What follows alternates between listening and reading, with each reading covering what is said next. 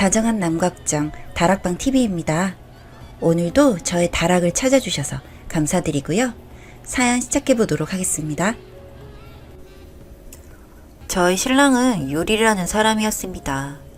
제가 다니던 회사 근처에는 백반집이 몇 개가 모여 있었는데 저는 신랑 가게 백반을 가장 좋아했습니다.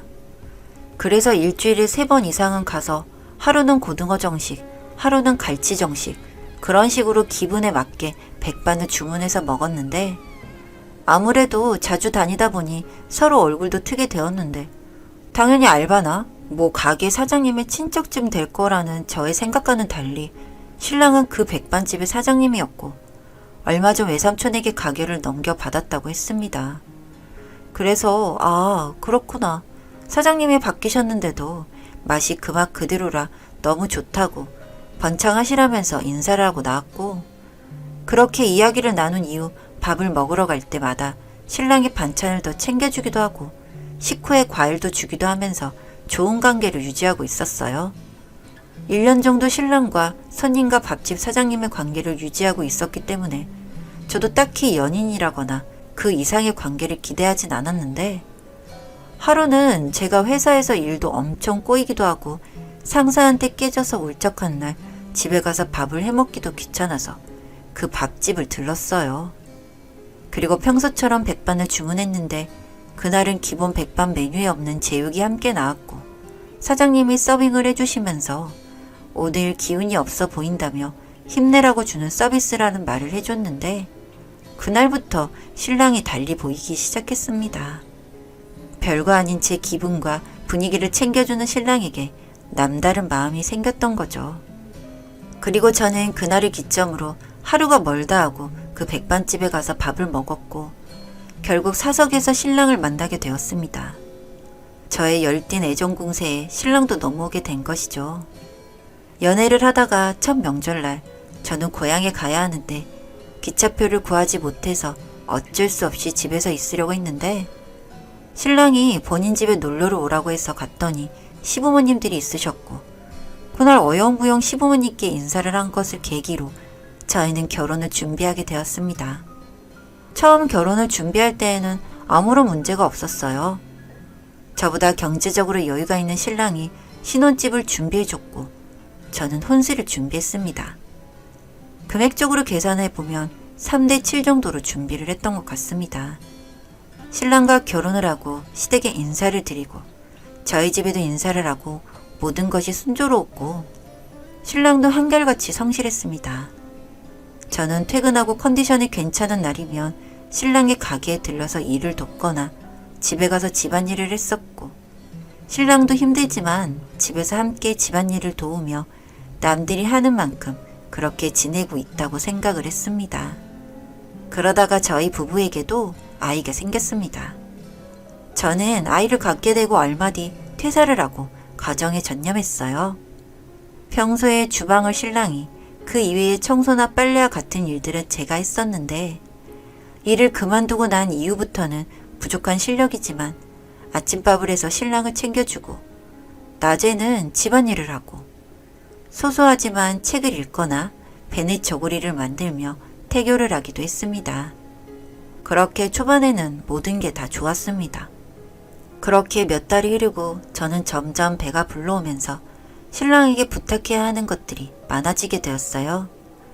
잠이 점점 많아져서 집안일을 소홀히 하게 되었고 배가 불러서 혼자 머리를 감기가 힘들어졌습니다.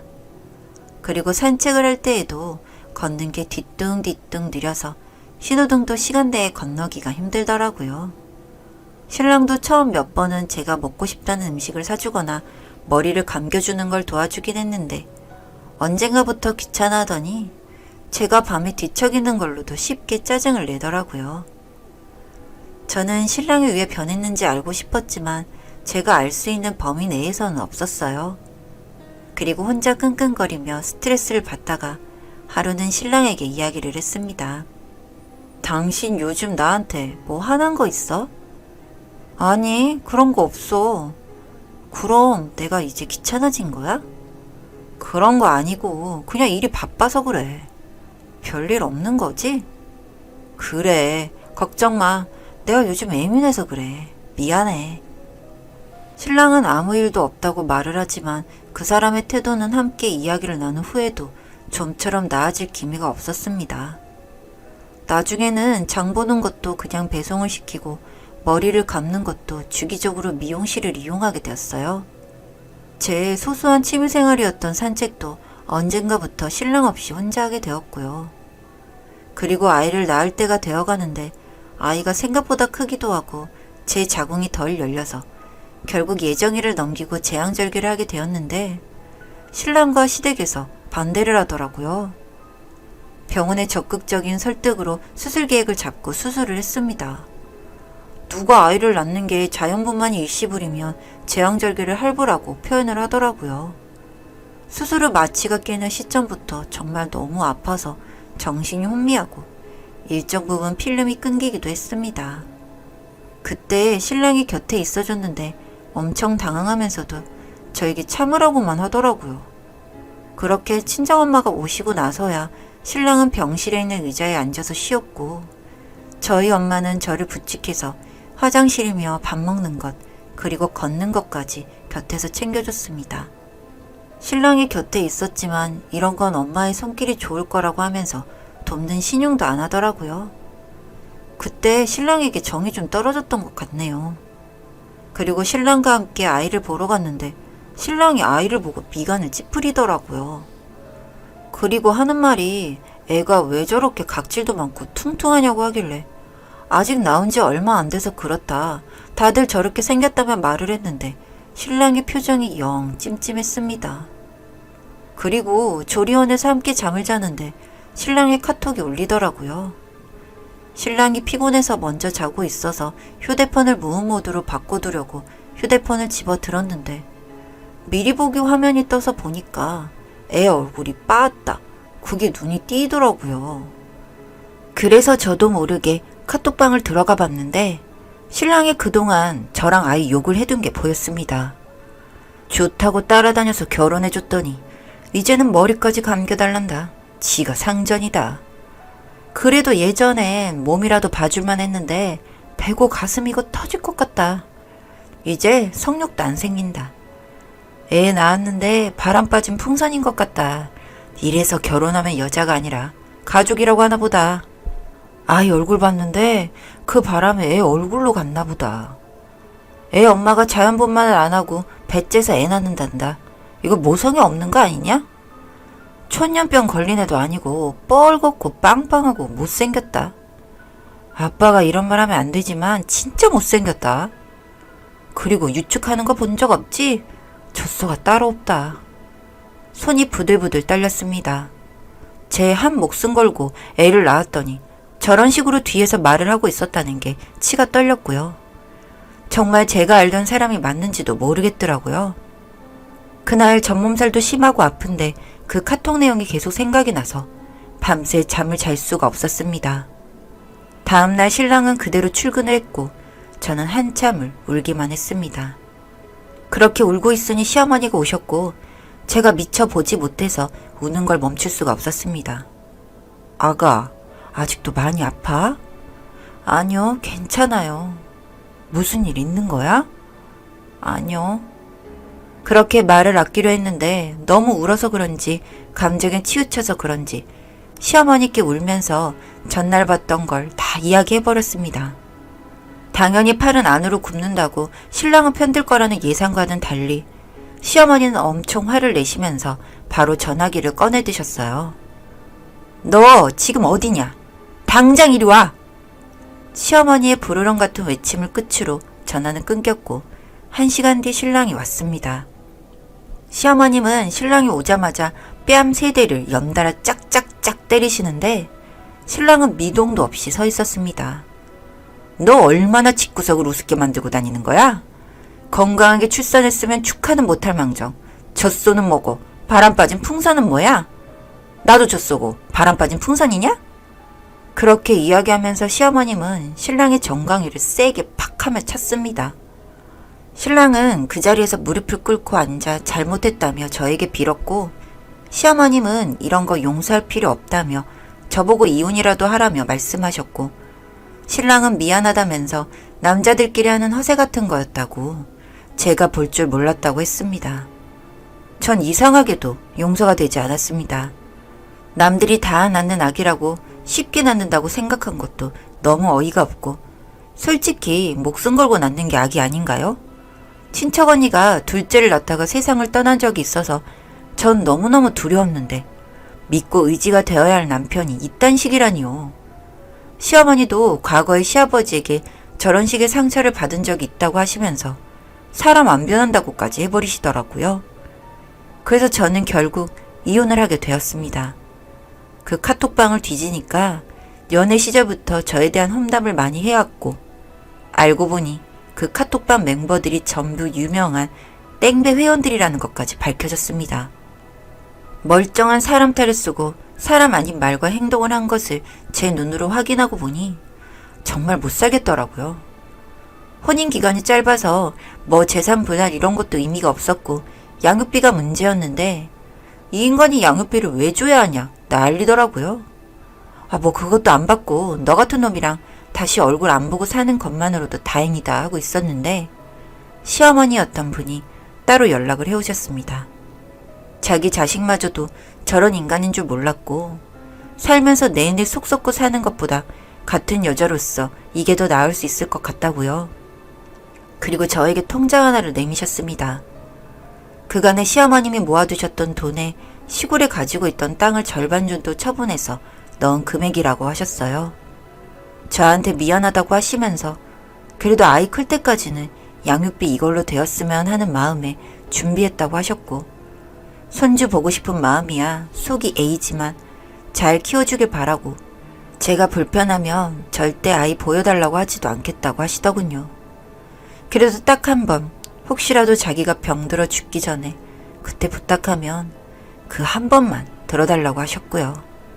시어머니를 생각하면 마음이 아팠지만 그 인간에게서 탈출한 것은 정말 다행이라고 생각합니다. 저에게도 마음의 여유가 좀 생긴다면 시어머니를 찾아뵐 날도 오겠죠. 하지만 지금은 그러고 싶은 마음이 없는 게 사실이네요. 그리고 남편의 그 추악한 이면은 제 조리원 동기들부터 시작해서 그 동네 맘카페까지 퍼져서 얼마 뒤에 식당도 문을 닫았다는 소식이 들려왔습니다. 뭐 이젠 그러던지 말던지 상관은 없지만 정말 그런 이상한 사이트에서 사람 같지도 않은 짓 하는 인간들이 멀쩡하게 살아간다는 게 지금도 소름 돋고 너무 싫으네요. 전 현재 아기 키우면서 나름 잘 지내고 있습니다. 앞으로도 더 열심히 살아갈 것이고요. 제 곁엔 제가 끝까지 지켜줘야 할 아이가 있으니까요. 여기까지 제 이야기 들어주셔서 감사합니다. 안녕하세요. 다정한 남걱정 다락방TV입니다. 오늘도 저의 다락을 찾아주셔서 감사드리고요. 사연 시작해보도록 하겠습니다. 안녕하세요. 제 집안이 풍비박산 나게 되었는데 하도 기가 막혀 이곳에 사연을 보내봅니다. 정말 속이 다 까맣게 타버린 것 같네요. 우선 저희 신랑을 말씀드리자면 정말 순수한 사람이었습니다. 처음 만났을 때도 일을 하고 10년이 지난 최근까지도요. 저희 신랑은 집에서 학비 지원을 못 해주겠다고 해서 공부 대신에 공장 취업을 했고요. 거기서 정말 묵묵히 이직 생각도 없이 10년 넘게 다녔습니다. 제 친구가 정말 괜찮고 성실하다는 추천으로 신랑을 처음 만나게 되었고요. 처음 만난 신랑은 친구의 말처럼 엄청 순둥순둥하고 성실한 사람이었습니다. 오죽했으면 데이트를 하다가도 밤 10시만 되면 내일 출근 준비를 해야 한다고 집에 가곤 했으니 그게 웃기기도 했다가 이게 뭔가 싶기도 했지만 술을 즐긴다거나 주변에 요란한 친구들도 없었고 그렇다고 시댁이 가깝지도 않아서 저는 결혼하기에 괜찮은 사람이라고 생각을 했고 만나는 동안에도 크게 트러블이 없어서 결혼을 하게 되었습니다. 사실 시댁도 인사를 드리러 갔는데 엄청 조용조용하시고 크게 자식한테 관심이 없으시고 각자 잘 살면 된다 하는 마인드라서 제가 앞으로 시댁에 갈 때 좀 편할 것 같다고 생각했습니다. 그리고 그 생각처럼 시댁은 제사도 없고 명절에도 차가 많이 막히니 그 전주나 후에 오라고 말씀하셔서 명절이면 인근에 있는 저희 집에서 지내다가 명절 전주에 연차를 써서 이틀 정도 시댁에서 있다가 집에 오곤 했어요. 그리고 제가 음식을 잘 못하는데 신랑이 요리하는 걸 좋아해서 대부분 반찬도 신랑이 해주고 저는 설거지나 청소, 빨래를 했었습니다. 이렇게 흠잡을 것 없는 신랑이라 결혼 후 몇 년간 큰 소란 없이 잘 지내왔는데 최근 동학 개미 열풍이다 하는 주식 때문에 난리가 났습니다. 처음에는 저한테 주식을 한다는 말도 없어서 신랑이 뭘 하는지 모르겠지만 매일 휴대폰만 만지고 있길래 휴대폰 게임을 하나 싶어서 별로 신경 쓰지 않았습니다. 그렇게 며칠이 지나고 주말에 저를 데리고 뜬금없이 백화점에 가서는 명품 지갑을 하나 사주더라고요. 그동안 고생해줘서 고맙다고, 앞으로 더 잘해주겠다고. 저는 신랑이 저 몰래 모은 돈이거나 어디서 꽁돈이 생겼나 싶어서 기분 좋게 받았습니다. 저희가 맞벌이 부부이다 보니 대부분 밤이 되어야 같이 밥도 먹고 TV도 잠시 보면서 이야기를 하는데 언젠가부터 계속 폰만 만지고 있는 신랑에게 불만이 생겨서 이야기를 한 적이 있어요. 당신 게임 중이야? 응? 아니, 그런 거 아니야.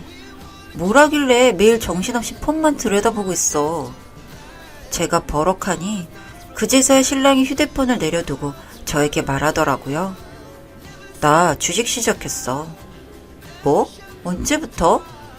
당신한테 지갑 사줬을 때 그때 첫 수익 난 거였어. 얼마를 투자했길래 수익이 100이나 나는 거야? 아, 2천만 원으로 시작했어. 당신이 2천만 원이나 되는 돈이 어디 있어서? 퇴직금 조금 당겨받았어. 정말 어처구니가 없어서 화를 내려고 하자 신랑은 다급하게 휴대폰을 보여주더라고요. 저희가 쉽게 하는 대기업의 주식들부터 시작해서 생전 들어보지도 못한 그런 회사들까지요. 그 리스트가 보니까 한 30개쯤 되는 것 같았어요. 그러면서 휴대폰을 보여주고 하는 말이 리드를 해주는 분이 있어서 마이너스는 안 난다고. 계속 플럭스 상황이고 2,000으로 시작해서 지금 2,200이 됐다고 자랑을 하는데 제가 주식 쪽으로는 아는 게 없어요. 그냥 어른들이 하는 말로 위험하다 뭐 그런 거요. 그래서 찝찝해하고 있었는데 저에게 카톡방을 보여주면서 리더가 있는 카톡방이고 여기서 정보를 준다고 이야기를 했습니다. 괜히 찝찝한 마음이 들기는 했지만 신랑이 어찌되었든 본인 퇴직금으로 돈을 굴리는 거라 제가 참견할 부분이 아닌 것 같아서 알겠다고 2천만 원 이상의 돈은 안 된다고 못을 박아뒀어요. 저에게 주식을 허락을 받은 신랑은 알겠다고 하면서 저에게 그동안 투자한 회사, 수익, 뭐 그런 이야기를 했습니다. 그렇게 또 두어 달 시간이 지난 것 같아요. 하루는 제가 감기 기운이 있어서 회사에 조퇴를 하고 집으로 들어갔는데 이미 출근을 하고 없어야 하는 신랑이 집에서 떡하니 앉아 컴퓨터를 하고 있었습니다. 당신 오늘 출근 안 했어? 신랑은 엄청 당황하더니 오늘 중요한 투자 건이 있어서 반차를 썼다면서 허둥대면서 이야기를 하다가 다시 컴퓨터에 집중하더라고요. 그래서 회사 업무까지 영향을 받는 걸 보면 아무래도 좀 심각한 게 아닌가 생각을 하면서 제가 씻으러 들어갔는데 신랑이 똥 마려운 강아지처럼 화장실 앞에서 기다리고 있었습니다. 왜 그래? 당신 혹시 여윳돈 좀 있어? 갑자기 무슨 소리야? 이번에 수익률 높은 게 있는데 확실한 거라서. 난 여윳돈 없어. 당신 딱 2천만 원 안에서만 해야 해. 절대로 안 돼. 그렇게 말하고 한숨 자고 저녁이 되었는데 신랑 얼굴이 누가 봐도 죽을 상이더라고요. 돈을 잃은 것 같아서 위로라도 해주려고 하는데 신랑이 말을 하길 제가 돈을 투자를 안 해줘서 수익이 적었다며 화를 냅니다. 수익을 봤으면 된 거지 이게 무슨. 그렇게 신랑과 다투고 다음날 출근을 했고 이후로 신랑도 별다른 연락이 없었고요. 저녁에 집에 갔는데 신랑이 일찍 퇴근을 한 건지 집에서 식사 준비를 해두었고 그날 밥을 먹으며 화해를 했습니다. 그날 저녁 자고 있는 제 휴대폰을 만지는 소리에 눈을 떴고 신랑은 화들짝 놀라며 절 재웠고 다음날 엄마에게 전화가 왔습니다. 너 그 일은 잘 처리했니? 응? 무슨 일? 그 며칠 전에 김서방이 음주운전해서 합의금 줘야 한다고 어제 2천만 원 보내줬잖아. 김서방이 오늘 점심때쯤 전화 준댔는데 내가 걱정이 돼서 말이지. 아, 내가 확인해보고 연락 줄게. 그렇게 말하고 전화를 끊는데 가슴이 어찌나 뛰던지. 신랑이 저 몰래 저희 엄마한테 돈을 빌린 거더라고요. 혹시나 하는 마음에 시댁에도 전화를 드렸는데 시댁에도 돈을 빌렸더라고요. 세상에. 술 먹고 사고가 났고 저한테 걸리면 이혼이라고 4천을 달라고 했대요. 상대방이 많이 다쳤다고. 시댁은 자식이 이혼이라도 당할까 싶어서 4천이라는 큰 돈을 신랑에게 줬고요. 점심 무렵 이 이야기를 다 듣고 나니 너무 화가 나는데 신랑은 전화도 안 받고 머리도 아파서 그날도 조퇴를 하고 집에 갔습니다. 집에 갔는데 신랑이 집에 또 있더라고요. 아, 그때 컴퓨터를 하는 신랑을 보고 느꼈습니다. 이 사람이 주식에 미쳐 있구나 하고요. 그냥 조용히 앉아 있었고 신랑은 제 눈치도 봐야 하는데 주식도 해야 하니 손과 눈이 이리저리 바쁘더라고요. 4시쯤 되니 신랑이 그제서야 제 곁으로 와서 일찍 마쳤네 하며 말을 거는데 기분이 나빴습니다. 휴가라도 쓴 거지. 당신 우리 엄마한테 돈 빌렸어? 어? 당신 어떻게 알았어?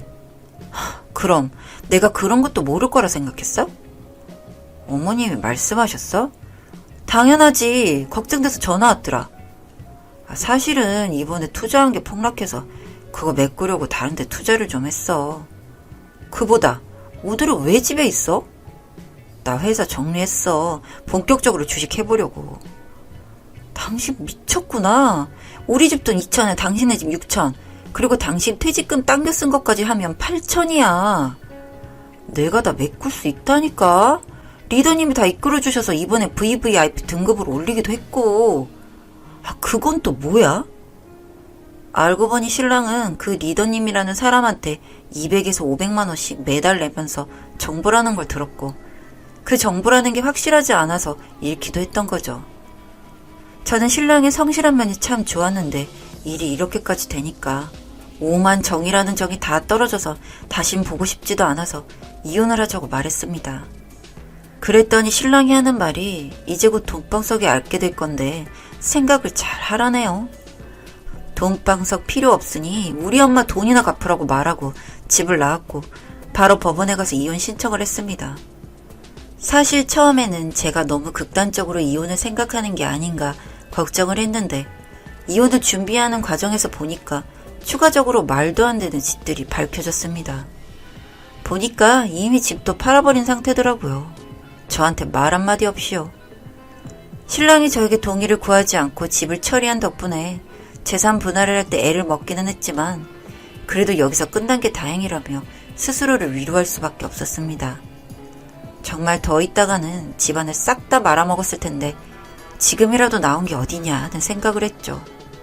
그리고 얼마 뒤 신랑이 저희 엄마한테 빌려간 2천만 원을 갚았습니다. 거기서 저희의 인연은 끝이라 생각을 하고 잊고 지냈습니다. 그런데 어제 출장을 가기 위해서 서울역에 갔는데 거기에서 신랑을 봤습니다. 언뜻 보면 누군지 모르겠을 정도로 변해 있더군요. 꾀죄죄하고 냄새나고 정말 모든 사람들이 피해가는, 네, 맞습니다. 노숙자가 되었는지 여기 앉아 있더라고요. 멀쩡한 회사 그만두고 주식에 매달린 끝이 노숙자라니. 신랑과 눈을 마주쳤지만 아는 척하지 않고 지나쳤습니다. 아마 제가 그 사람에게 할 수 있는 마지막 배려가 아니었나 싶네요. 그 꼴을 보고 나니 착잡하면서도 하늘이 도왔다 생각이 드네요. 투자하시는 분들, 제가 옆에서 보니까 정말 한순간이더라고요. 제 생각엔 정말 투자는 여유자금으로 하는 거지 이렇게 몽땅 다 끌어다 쓰면 정말 끝은 깡통 차는 것밖에 없지 않나 하는 생각이 들었습니다. 물론 잘 될 수도 있겠지만요. 여기까지 제 이야기 들어주셔서 감사합니다. 안녕하세요. 다정한 남걱정 다락방TV입니다. 오늘도 저의 다락을 찾아주셔서 감사드리고요. 사연 시작해보도록 하겠습니다. 본인이 결혼에 실패하셨다고 저희까지 이래라 저래라 하시는 시어머님. 아무리 생각해도 너무 힘겨웠던 그 시간들.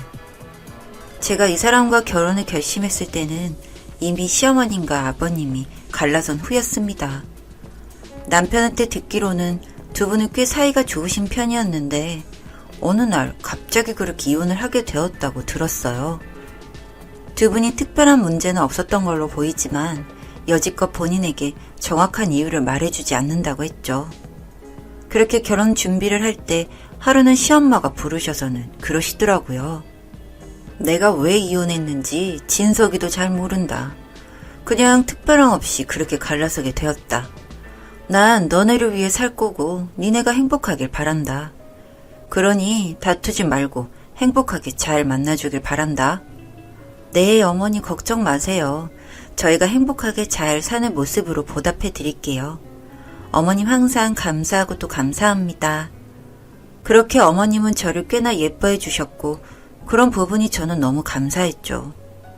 나름 순탄하게 결혼을 하게 되었고 결혼 후에도 큰 문제는 없었죠. 그런데 이혼을 하신 어머님 그리고 저희를 너무 찾으시고 좋아하시는 어머님의 관심이 점점 부담으로 바뀌기 시작했어요. 아가, 내가 너 좋아하는 게장에서 왔더니 어디니? 게장은 원래 바로 냉장고에 넣어둬야 숙성되고 더 맛있는 거야. 나도 개념은 있다. 부부집 함부로 들어가고 싶지는 않지만 어쩌니 상황이 이런 걸. 게장만 넣어두고 바로 나올 테니 걱정 말고 비번 알려줘라. 아, 네 어머님 1234입니다. 그래 수고해라. 비밀번호를 알려줬다는 것 자체가 뭔가 찜찜하고 마음이 불편하긴 했지만 그래도 항상 맞벌이로 바쁜 저랑 남편 먹이겠다고 이것저것 맛있는 걸 해다 주시는 어머님이 그저 감사하고 죄송할 뿐이었죠. 그런데 비밀번호를 알려드린 후 따로 비밀번호를 바꾸진 않은 상태였는데 세상에 어머님이 저희 집을 그렇게 들락날락 하셨더라고요. 저는 솔직히 진짜 생각도 못하고 있었는데 그것도 연락도 없이 말이에요. 퇴근하고 집에 가보니까 어머님이 소파에서 왔니? 하시는데 얼마나 놀랐는지. 네, 어머님 집에 오셨던 거예요? 라고 하고 서로 정적이 흘렀네요. 맛있는 저녁을 해두신 어머님께 이러지 말라고 할 수도 없고 참 난감한 상태였죠. 그렇게 저녁을 먹고 그냥 제가 이해를 하자라고 생각을 했고 비밀번호를 돌아가신 후 바로 변경했습니다. 그리고 혹여나 헛걸음 하실까 어머님 비밀번호는 변경했어요 라고 말씀을 드렸고 서운한 듯 보였지만 그래도 알겠다고 하셨어요. 그냥 단순히 잘 챙겨주신다고 생각했던 어머님의 간섭은 이렇게 시작됐습니다. 아가, 내가 점 보고 왔는데 너한텐 그렇게 검은색이 안 좋다고 하더라. 옷들도 검은 옷은 다 버려라. 그리고 머리 색깔도 염색해서 바꾸고. 검은색이 니네 부부 좋은 기운을 다 뺏어간다고 하더라. 아, 그래요? 조심할게요. 아니, 조심하지 말고 당장 시간 내서 어서 바꿔. 아니, 어머님, 저는 염색한 머리도 싫어하고 검은 머리가 좋아요. 아무리 저한테 검은색이 안 좋다고 해도 여태 그렇게 살았던 머리 컬러를 갑작스럽게 어떻게 바꿔요, 어머님. 그건 아닌 것 같아요. 검은색을 피하라는 건 정말 시작에 불과했고 남편과 저의 사적인 관계까지도 조정하시려 들었죠. 예, 오늘 저녁에 애 가져야 된다. 오늘 저녁에 꼭 하고 자라. 그래야 애가 대성을 팔자라고 하더라. 네? 아니 어머니 그런 말씀은 좀 피해주세요. 상당히 불편합니다 어머니. 에이 불편할 게 뭐가 있니? 괜찮다. 꼭 하고 자라. 어머님은 사주에 점에 맹신하는 사람이었던 거죠.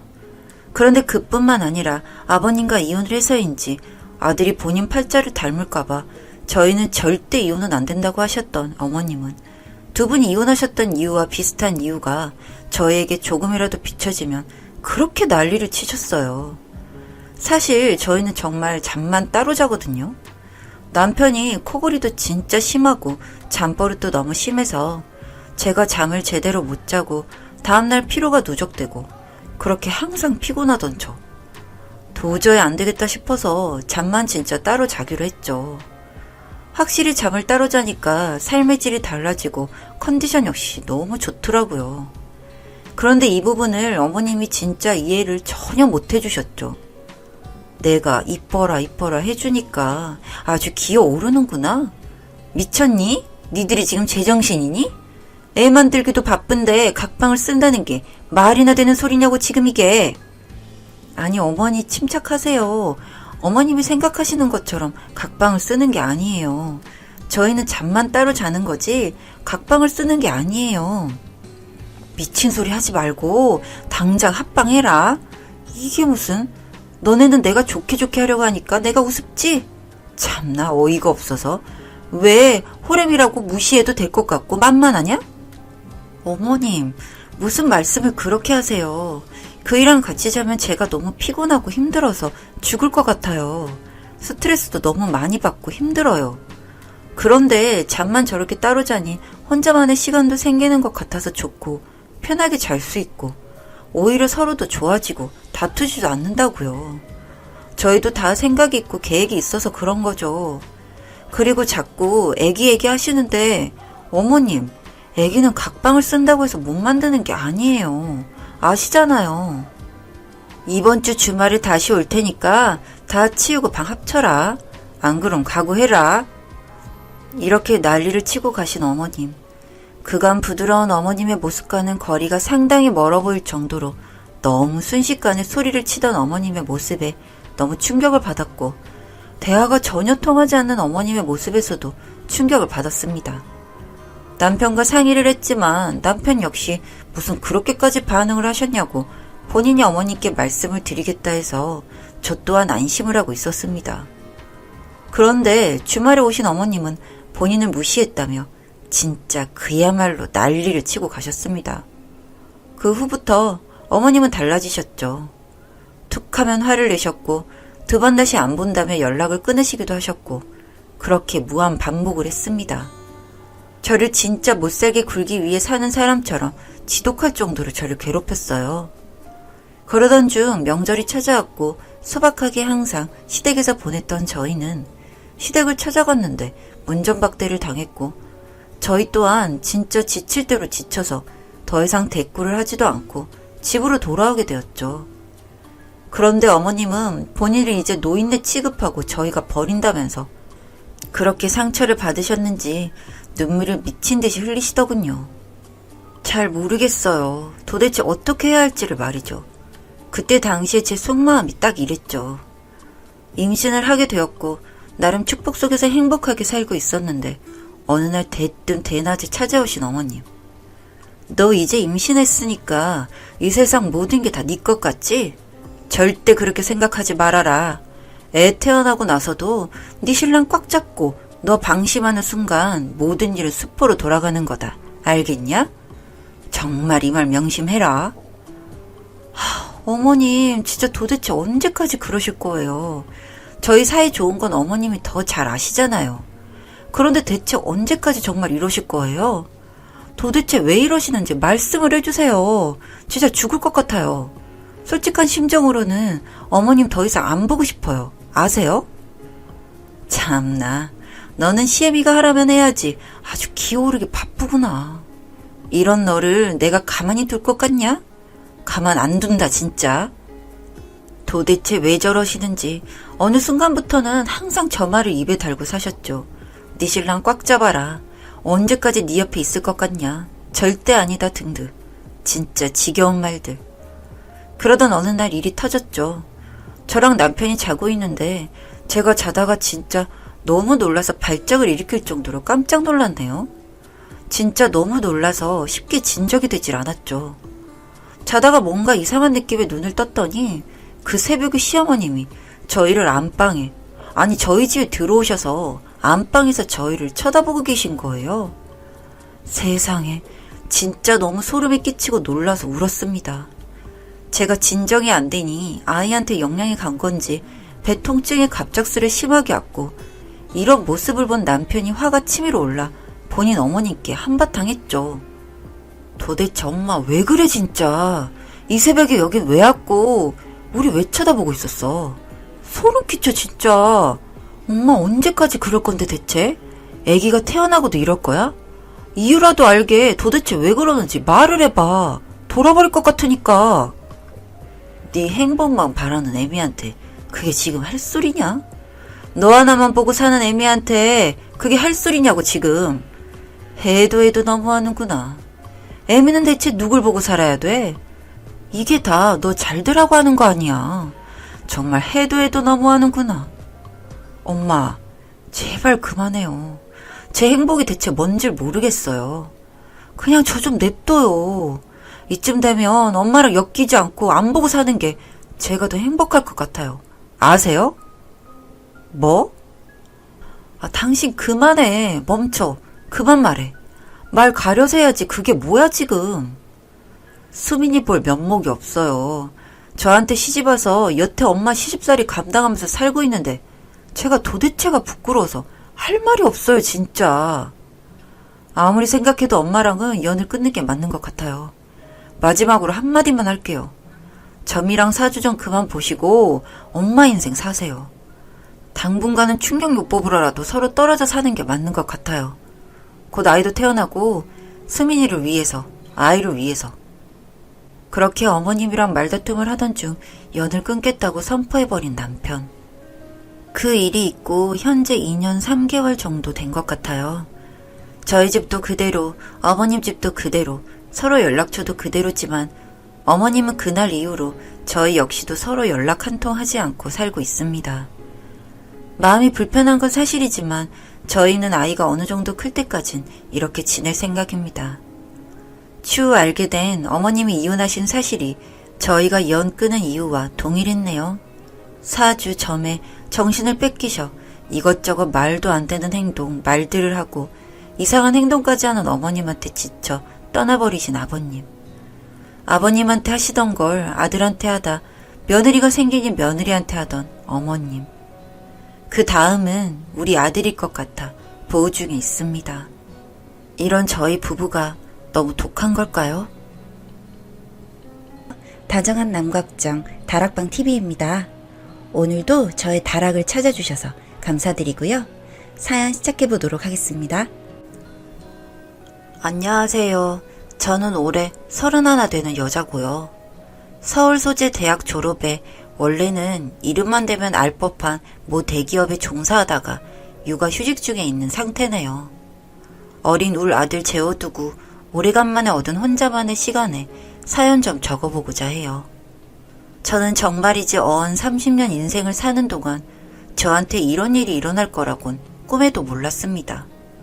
이런 해괴망측하고 기상천외한 사건들은 전부 드라마나 영화, 인터넷 썰 따위에서나 볼 법한 얘기라고 생각했는데 제가 겪게 될 줄은 꿈에도 몰랐네요. 사람 일은 어떻게 될지 알다가도 모르는 게 인생인 것 같네요. 네, 이쯤 하면 어느 정도 눈치채셨을 수도 있겠지만 저 이혼했습니다. 1년 정도 사귀고 급하게 결혼한 남편. 아니 그 자식이랑 이혼한 지도 이제 3달이나 지났네요.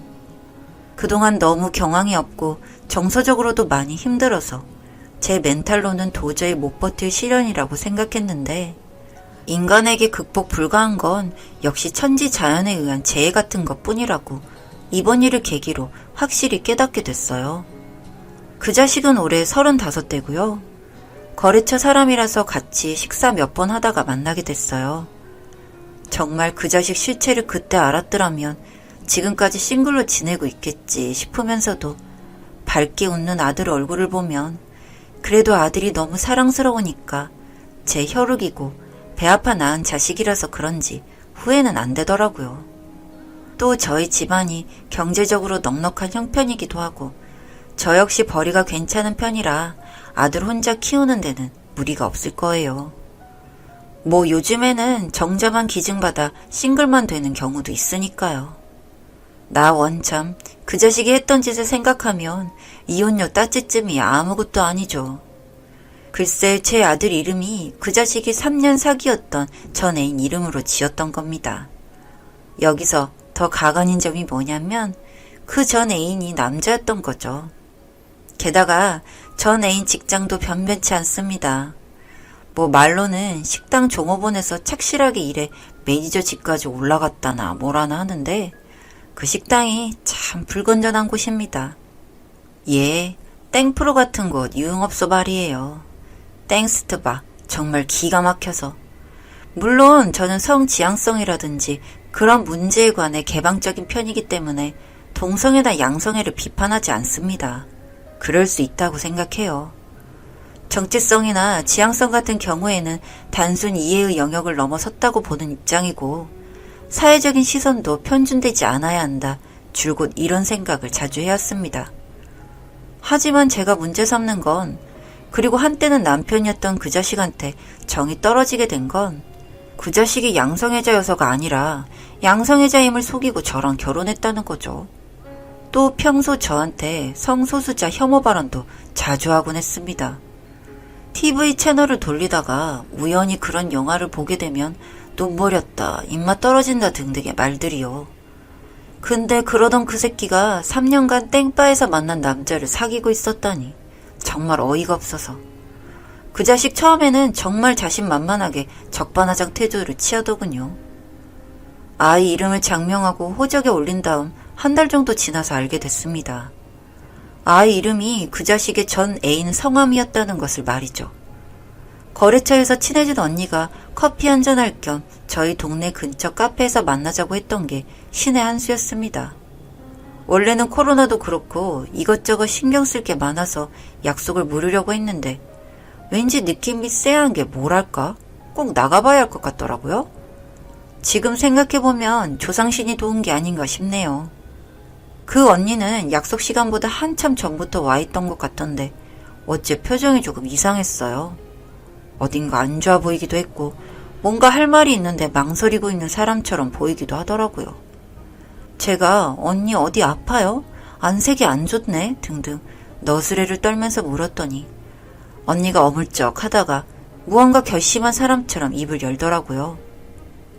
그 자식에 관해 보거나 들은 정보를 술술 들려주던데 물론 저는 소문이 좋지 않나 보다 넘겨 짚으려고 했죠.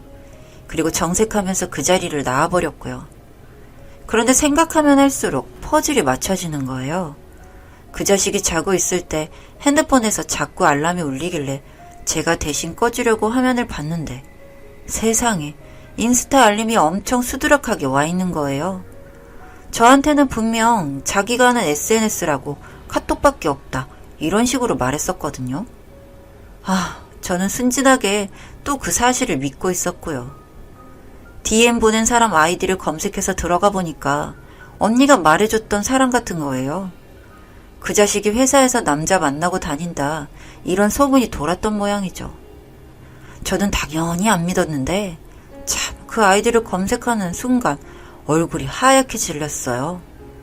언니가 해주던 말들이 귓전에서 생생하게 들릴 정도로 너무 충격적이라서 글쎄 그 사람이 제 아들 이름이랑 똑같더라고요. 여기까진 우연의 일치를 할 수 있지만 아니 근데 우연이라고 보기에는 아들 이름이 정말 특이했어요. 솔직히 특이한 이름이 좋아서 동의한 것도 있었고요. 물론 뜻도 뜻이지만은 어쨌든 그 사람이 올린 게시글이 참 많더라고요.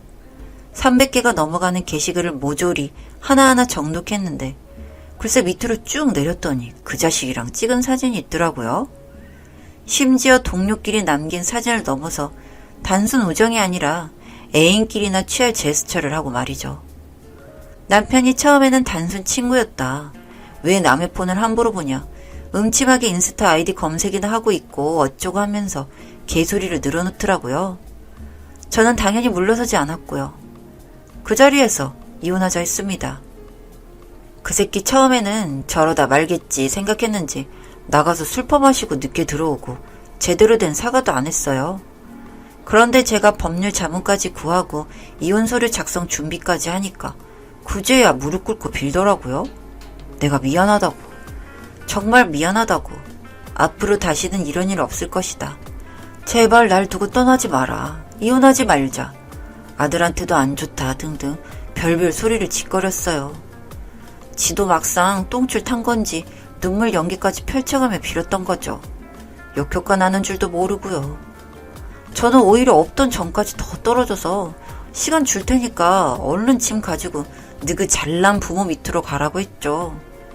신혼집도 제가 주택 청약 들었던 거 당첨돼서 제 명의로 했었거든요. 참 그런 비렁뱅이에 잘난 건 없는 새끼가 뭐가 좋다고 결혼했었는지. 아, 그 자식이 상술은 좋더라고요. 그 자식 거래처에서 하는 일도 영업사원 같은 거였는데 나름 직급도 있고 학벌도 저보단 아니지만 괜찮고 설탕 발린 말도 워낙 자주 하고 센스도 있길래 결혼했는데 하고 나서 보니까 걔네 부모님 빚까지 있더라고요. 주식 투자하다 망해서 진 빚인데 부모님이랑 자기는 별개라며 큰소리 떵떵 칠 때 알아봤어야 했어요. 어쨌거나 다시 본론으로 돌아가자면 이혼 도장까지 찍고 아이 양육권은 제가 갖는 걸로 했습니다. 아이는 당연히 개명했고요. 그 자식은 이미 그런 거 태세 전환에서는 뻔뻔하고 가증스럽게 굴더니 온갖 악담 퍼붓고 나가더라고요. 네가 잘 될 것 같냐? 이혼녀 돼서 잘 살아봐라 같은 소리 하면서요. 네, 안타깝게도 타격감은 정말 하나도 없습니다. 오히려 쓰레기 더 늦기 전에 일찍 걸러서 우리 아가 어릴 때 걸러내서 다행이다 라고 생각해요. 저는 아들한테는 미안하지만 아들이 나중에 커서 아빠 일관에 묻는다고 하더라도 절대 어떤 정보도 알려주지 않을 생각이에요. 죽었다고 하려고요. 죽었다고. 그 자식 그 후로도 문자나 SNS로 온갖 저주를 퍼붓더니 전부 부메랑 맞고 잠적했네요. 그 자식 소문도 안 좋고 저 때문인지 실적도 안 좋아서 회사에서 꽤나 애 좀 먹은 모양이더라고요. 그래서 회사도 그만뒀다네요. 뭐 자기 말로는 다시 3년 사귄 그 전 애인이랑 교제할 거다 뭐다 큰소리를 쳤었는데 전 애인 인스타 가보니까 전 애인은 또 다른 사람이랑 사귀는 것 같고 그렇더라고요. 참 뭐랄까 마음이 편하거나 좋지는 않지만 나쁘지도 않아요. 오히려 그런 쓰레기한테 지지 않고 겁먹지 않고 단호하게 나간 저 자신을 칭찬하고 싶네요. 모쪼록 결혼은 정말이지 신중하게 해야 하는 것 같고 이혼은 결심했으면 겁먹지 말고 완강히 밀어붙이는 편이 좋은 것 같아요. 물론 아기를 혼자 키우는 것 자체가 큰 부담이라는 건 알지만 개떡 같은 남편 데리고 사느니 이혼하고 싱글맘 되는 편이 훨씬 낫다고 봅니다. 남편 돈 걸러내고 새 출발해서 기쁜 요즘이네요.